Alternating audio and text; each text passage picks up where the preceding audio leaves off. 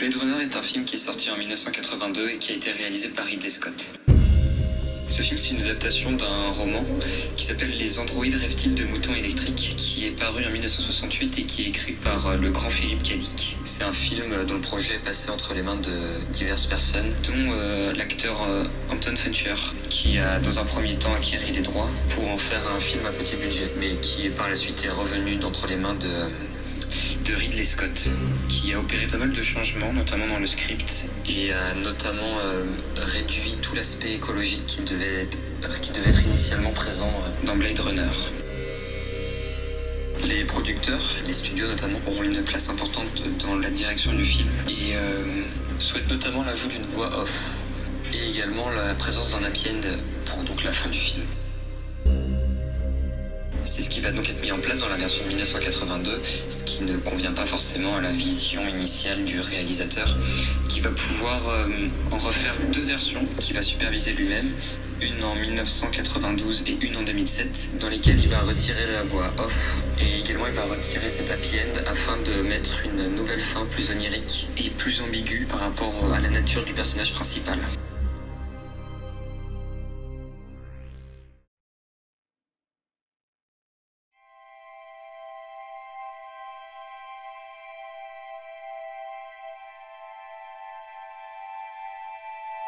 Blade Runner est un film qui nous présente un mélange de genres. Le premier et le plus évident, c'est le genre du cyberpunk, qui est un genre de science-fiction assez courant et dans lequel on nous présente une société dans un futur proche. Une société qui vit en 2019, soit 37 ans après la sortie du film.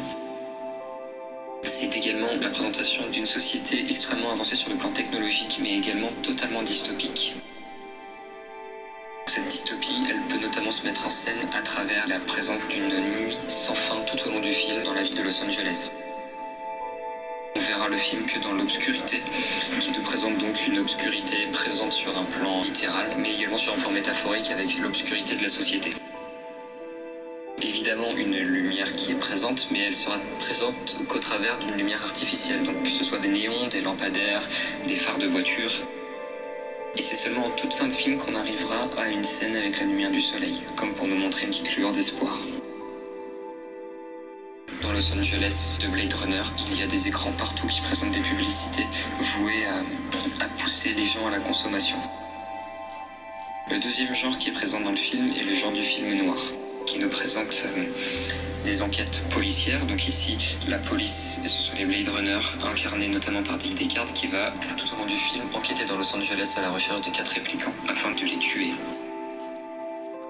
C'est un anti-héros qui est plongé dans un monde dystopique dans lequel il va trouver un sens qu'à travers l'alcool et le sexe, mais c'est également l'archétype de l'homme fort et viril qui est extrêmement présent dans les années 80 ou même dans les personnages joués par Harrison Ford à travers d'Indiana Jones ou encore de Han Solo. Ici, dans Blade Runner, il va être un peu plus paradoxal car c'est un homme fort et viril mais qui va tout le temps se retrouver en position de faiblesse. De plus, Blade Runner a été projeté à l'écran en 1982. Il semble évident que la vision de 2019 du réalisateur était une vision fantasmée. En ce sens, nous pouvons rapprocher le film de l'influence du genre rétro-futuriste.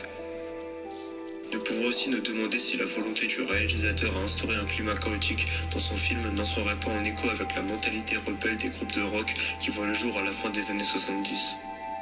Ridley Scott semble faire référence au groupe de rock Kiss en maquillant l'un de ses personnages de la même manière que les différents membres qui composent le groupe.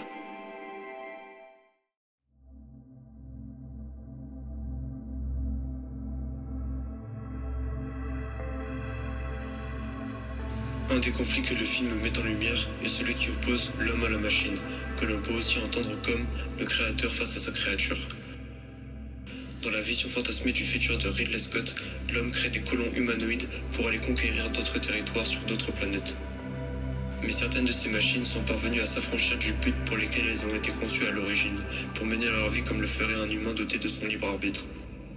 Nous remarquons donc que le réalisateur fait le choix de faire entorse aux règles des 3 lois de la robotique instaurées par l'écrivain de science-fiction Isaac Asimov. Loi numéro 1. Un robot ne peut porter atteinte à un être humain, ni, restant passif, permettre qu'un être humain soit exposé au danger. Loi numéro 2. Un robot doit obéir aux ordres que lui donne un être humain, sauf si de tels ordres entrent en conflit avec la première loi. Loi numéro 3. Un robot doit protéger son existence tant que cette protection n'entre pas en conflit avec la première ou la seconde loi. Lorsqu'on étudie le film sous le prisme des lois d'Isaac Asimov, nous sommes amenés à nous poser énormément de questions quant aux choix et actions des personnages. Par exemple, comment expliquer le fait que le dernier humanoïde fait le choix de sauver le personnage principal alors qu'il a enfreint les 3 lois et dès le départ présenté comme une menace? Les humanoïdes, développés par les hommes, sont une copie si parfaite de l'humain qu'ils sont animés par le besoin de survie, non pas pour obéir à la 3e loi qui a pour but de défendre les humains, mais pour servir leurs propres intérêts.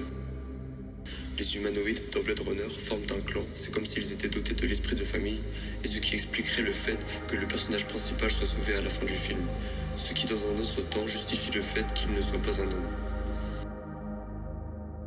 Nous pouvons donc affirmer dans cette vision dystopique du monde que le créateur est plus que jamais dépassé par sa créature, par l'image du patricide qui précède le dernier chapitre du film, mais aussi parce que la machine est parvenue à se berner elle-même et par la même occasion à berner le spectateur.